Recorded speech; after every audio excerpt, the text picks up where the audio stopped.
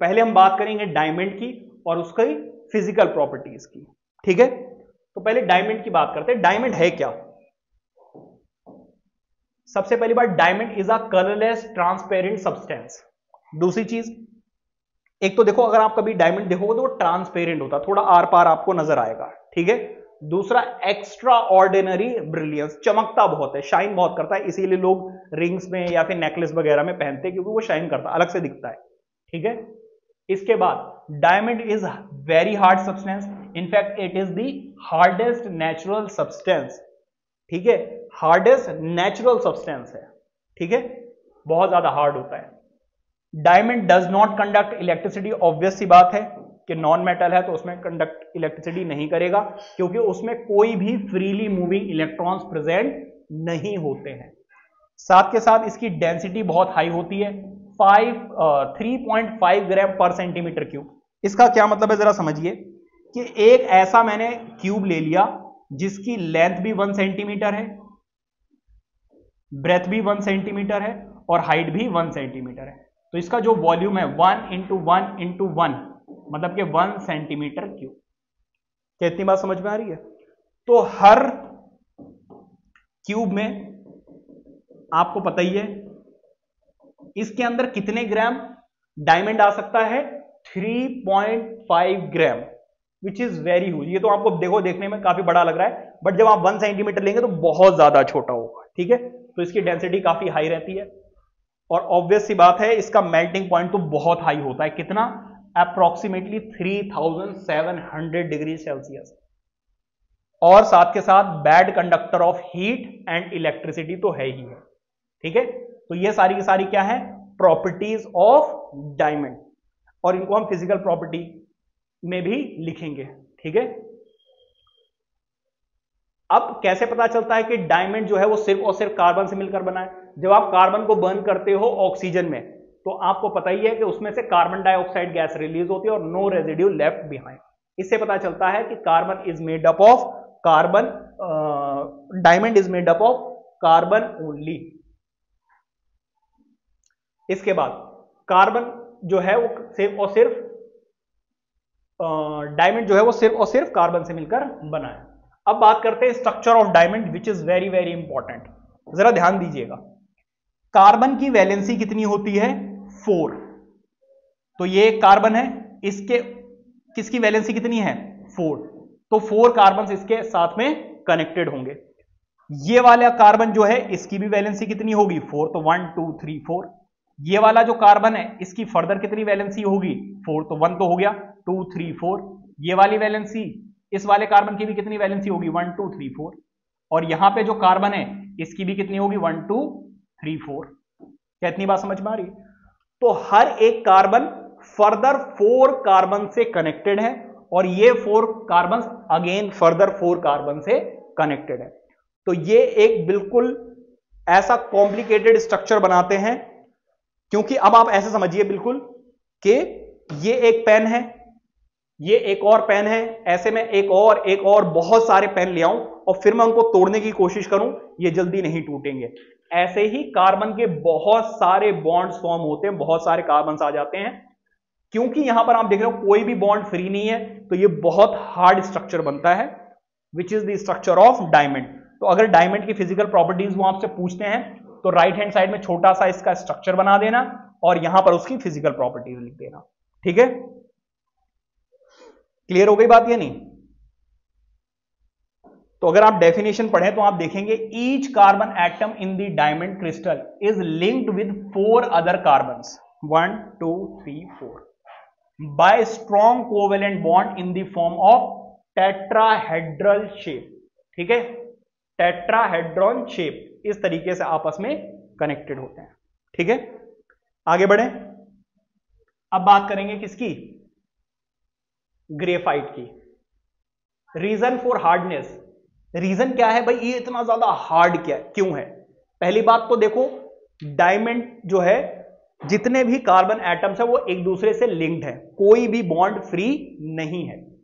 So diamond crystal carbon atoms are strongly bonded to each other, due to this diamond crystal is very hard, क्योंकि सारे के सारे carbon आपस में एक दूसरे से लिंक्ड है इसीलिए ये बहुत ज्यादा हार्ड है।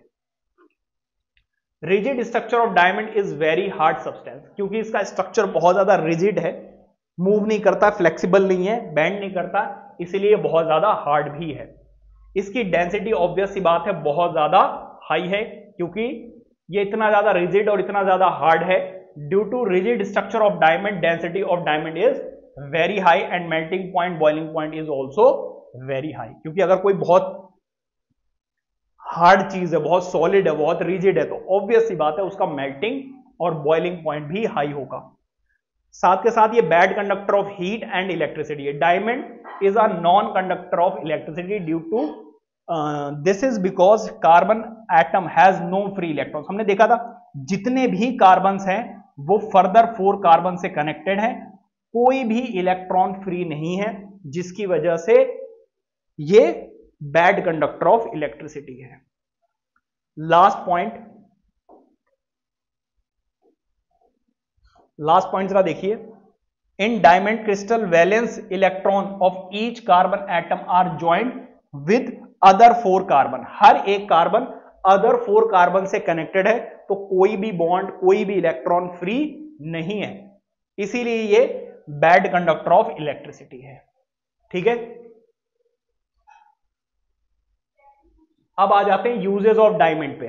भाई सबसे पहली चीज क्या है use? Due to hardness diamond are use in cutting instruments like glass cutter. आपने देखो ग्लास कटर में ऐसे ग्लास रखते हैं और ऐसे कट करेंगे और दूर गिर जाएगा। ठीक है, तो उसमें क्या लगा रहता है? डायमंड लगा रहता है। फिर cutting marbles and rock drilling. भाई रॉक इतने ज्यादा सॉलिड है, अगर आपको उसको ड्रिल करके उन रॉक्स को गिराना है तो ऑब्वियस सी बात है आपको उससे भी हार्ड चीज चाहिए, और उससे हार्ड क्या है? डायमंड। इसलिए डायमंड का यूज किया जाता है। ठीक है, साथ के साथ इसका ज्वेलरी में यूज होता है, आपको पता ही है, क्योंकि ये चमकता बहुत ज्यादा है। सर्जरी वगैरह में इसका बहुत यूज होता है। ठीक है, diamond are use for making special surgery equipments, जैसे कि sharp edge diamonds are use by eye surgeons to remove cataract from eye. Cataract जो होती है ना, उसको रिमूव करने के लिए डायमंड का यूज किया जाता है। ठीक है, इसके बाद diamond can be make artificially by subjecting pure carbon to very high pressure and temperature. तो जो डायमंड है उसको आर्टिफिशियली भी बनाया जाता है। अगर आजकल आप देखते होगे डायमंड बहुत सस्ते भी मिल जाते हैं, रिंग्स वगैरह बहुत सस्ती मिल जाती हैं। क्यों? क्योंकि आजकल डायमंड जो है वो आर्टिफिशियली भी बनाए जाते हैं। होता सब कुछ सेम है, बस आपको क्या करना, बहुत सारे कार्बन्स को बहुत high temperature excuse me and pressure पे रखना है। ठीक है, ऑब्वियस सी बात है, बहुत स्पेशल टाइप की मशीन्स होती हैं जहां पे इनको रखकर बनाया जाता है। ठीक है, अब हम बात करेंगे ग्रेफाइट एंड देयर प्रॉपर्टीज और फिजिकल प्रॉपर्टीज की। ठीक है, सबसे पहली बात तो ग्रेफाइट कैसा है? ओपेक सब्सटेंस है, ट्रांसपेरेंट नहीं है, ये ग्रेइश ब्लैक ओपेक सब्सटेंस। साथ के साथ ये सॉफ्ट है और स्लिपरी टू टच है। आप टच करोगे तो स्लिपरी होता है काफी। ठीक है, सॉफ्ट है, स्लिपरी टू टच है। Good conductor of electricity. आज तक आप ये पढ़ते चले आए हो कि भाई graphite is a good conductor of electricity, लेकिन आज आपको रीजन पता चलेगा कि क्यों ये गुड कंडक्टर ऑफ इलेक्ट्रिसिटी है। ठीक है, the density of graphite is 2.0 से लेकर 2.5 ग्राम तक होती है डेंसिटी, जबकि डायमंड की कितनी है? 3.5। इसकी कितनी है? 2 से लेकर 2.5 ग्राम तक। मेल्टिंग पॉइंट ऑब्वियस सी बात है इसका लो रहेगा। डायमंड का कितना था? 3700 डिग्री सेल्सियस, और इसका कितना है? लेस देन हाफ, मतलब 15 डिग्री सेल्सियस, 1500 डिग्री सेल्सियस। जरा देखिए ग्रेफाइट में, ग्रेफाइट जो है वो सिर्फ और सिर्फ कार्बन से मिलकर बना है। हमें कैसे पता चलेगा? आप ग्रेफाइट को बर्न कीजिए in the presence of oxygen, आप देखोगे उसमें से कार्बन डाइऑक्साइड गैस निकल रही है और कोई भी रेजिड्यू नहीं बचेगा। ठीक है, so carbon dioxide gas and no residue left behind. इससे पता चलता है कि graphite is made up of carbon only. ठीक है, अच्छा,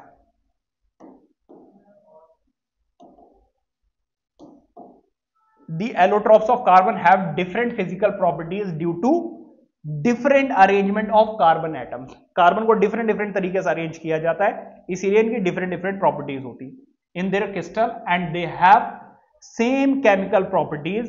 क्योंकि देखो अगर हम बात करें डायमंड की, उसकी फिजिकल प्रॉपर्टीज बिल्कुल अलग हैं, क्योंकि बहुत हार्ड है, बैड कंडक्टर ऑफ इलेक्ट्रिसिटी है, high melting and boiling point है। वहीं अगर हम ग्रेफाइट की बात करें तो कंपैरेटिवली उसकी डेंसिटी भी कम है, low melting and boiling point है और गुड कंडक्टर ऑफ इलेक्ट्रिसिटी। तो फिजिकल प्रॉपर्टीज तो अलग है, लेकिन ये दोनों ही कार्बन से मिलकर बने हैं, तो इनकी केमिकल प्रॉपर्टीज बिल्कुल सेम रहेंगी। ठीक है।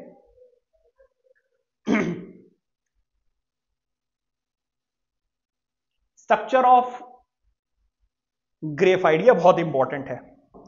जब भी आपसे पूछेंगे write down the physical properties and graphite का स्ट्रक्चर, जो पीछे लिखा है वो सारी चीजें लिख देना और साइड में ये डायग्राम बना देना। जरा ध्यान से देखिएगा होता क्या है।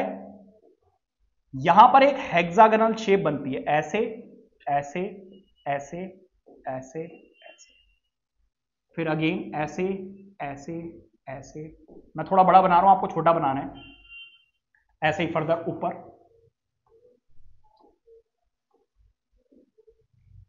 एक लेयर बनती, एक शीट लाइक स्ट्रक्चर बनता है। ये 2D शेप है।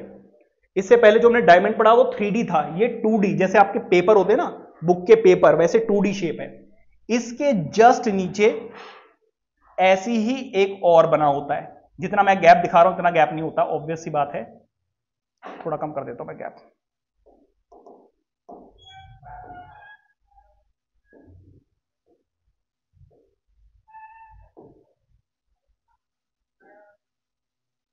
बाय, समझ रहे हो ना, ऐसा हेक्सागोनल शेप्स बनती रहती हैं इस तरीके से।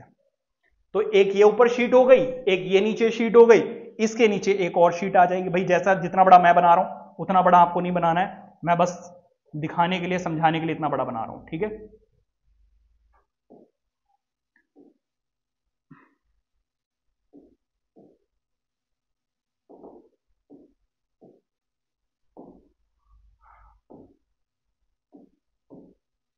क्या इतनी बात समझ में आ रही है? तो अगर आप देखें तो इन शीट्स के बीच में एक तो गैप है, और अगर आप ध्यान दें थोड़ा सा तो ये जो आपको कॉर्नर्स नजर आ रहे हैं ये हैं इसके कार्बन्स। कार्बन की वैलेंसी कितनी होती है? 4। लेकिन यहां पे देखो इसने सिर्फ 2 ही बॉन्ड्स बनाए, 2 बॉन्ड्स या 2 इलेक्ट्रॉन्स इसके यहां पर फ्री हैं। ये बॉन्ड यहां पे 3 बना रहा है, एक बॉन्ड या हम ये कहें एक इलेक्ट्रॉन अभी भी फ्री है। यहां पर 2 इलेक्ट्रॉन्स फ्री, यहां पर 1 इलेक्ट्रॉन, यहां पे 2 electrons, 2 electrons, 2 electrons, 1, 2 electrons, 1 electron free, 2 electron free. ऐसा ही यहां पर हो रहा है कि इलेक्ट्रॉन्स या फिर हम कहें बॉन्ड्स जो है वो फ्री हैं। क्या इतनी बात समझ में आ रही है? जैसे ही आप इसको इलेक्ट्रिसिटी से कनेक्ट करते हो, ये फ्रीली मूविंग इलेक्ट्रॉन्स जो है, जो फ्री इलेक्ट्रॉन्स हैं, ये मोशन में आ जाते हैं। और इलेक्ट्रॉन्स क्या है? Negatively charge. और इलेक्ट्रिसिटी की डेफिनेशन क्या है? Flow of charges is known as current. तो ये इलेक्ट्रॉन जो है वो मूव करना शुरू कर देते हैं, इसीलिए जो ग्रेफाइट है वो इलेक्ट्रिसिटी कंडक्ट करता है। So due to its structure and freely moving electrons present in the structure of graphite makes it good conductor of electricity. क्या इतनी बात समझ में आ रही है? ऑब्वियस सी बात है, यहां पर ये जो आपको कार्बन्स नजर आ रहे हैं इनके बीच में फोर्स ऑफ अट्रैक्शन होती है, बट ये फोर्स ऑफ अट्रैक्शन थोड़ी वीक रहती है। ये जो है ना, इनके बीच में अट्रैक्शन रहती है, ठीक है। लेकिन क्योंकि बीच में गैप है, तो जैसे ही आप तोड़ते हो तो ये जो वीक गैप आ रहा है बीच में, इसकी वजह से बड़े ही आराम से ग्रेफाइट ब्रेक भी कर जाती है और साथ के साथ यहां पर इलेक्ट्रिसिटी भी फ्लो करती है। Are you getting my point? आगे देखिए, स्ट्रक्चर ऑफ ग्रेफाइट बताई दिया पीछे मैंने। Graphite crystal consist of layer of carbon atom, जैसा मैंने पीछे समझाया। Each carbon atom in a graphite layer is joint to 3 other carbons.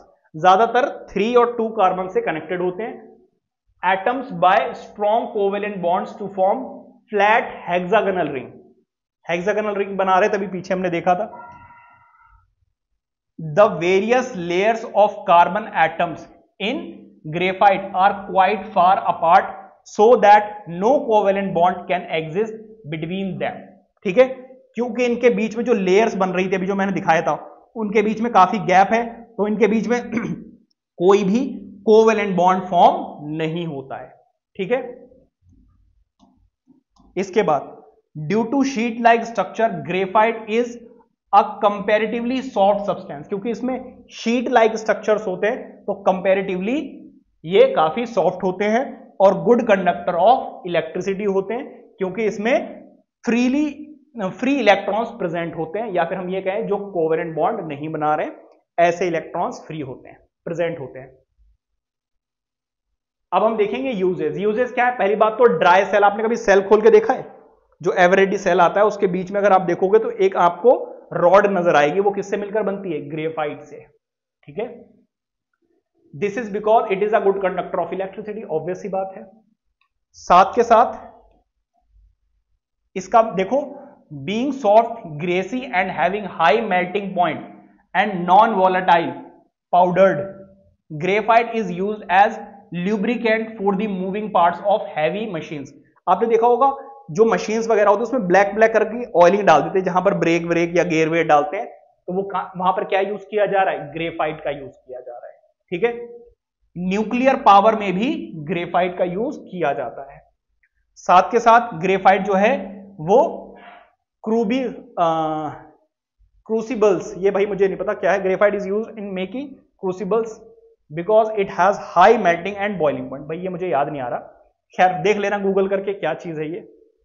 साथ के साथ पेंसिल वगैरह में तो इसका यूज किया ही जाता है। ठीक है, क्योंकि ये ब्लैक कलर की होती है और जब आप व्हाइट पेज पे लिखेंगे तो ये बड़े ही अच्छे से विजिबल होती है। ठीक है, difference between diamond and graphite, ये इंपॉर्टेंट चीज है, ये कई बार पूछ लिया जाता है। जरा ध्यान दीजिए, डायमंड इज 3 डायमेंशनल नेटवर्क और ग्रेफाइट कैसा है? 2 डायमेंशनल नेटवर्क, अभी समझाया। डायमंड इज हार्ड सब्सटेंस और जबकि graphite is soft and greasy substance. Diamond is a bad conductor of electricity, वहीं अगर हम बात करें graphite is good conductor of electricity. ये बैड कंडक्टर है, good conductor. Diamond is bad conductor of heat, ठीक है, और ये कैसा है? Good conductor of heat. साथ के साथ डायमंड इज ट्रांसपेरेंट और ये कैसा है? ओपेक। ओपेक का मतलब जिसमें से आर पार ना दिखे। क्या इतनी बात समझ में आ रही है? ये है दोनों में डिफरेंस। क्या यहां तक सब कुछ क्लियर है? Any doubt?